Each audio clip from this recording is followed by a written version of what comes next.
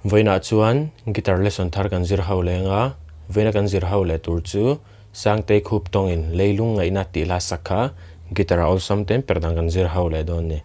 ama sabera chuan jin kan langa sanga di C anyama di minor a hian A minor E minor chuan 7 chord hi pali kan hmang don ama sabera chuan G7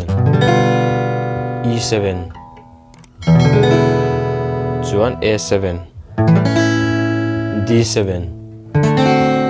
khang ki hawa kan hmang don ni chuan strum dan hi pakhat chau kan nei nga chu chu bul changa top hen kan kol liang tian down down down up down down down up leilung ngai na kachiar kim ta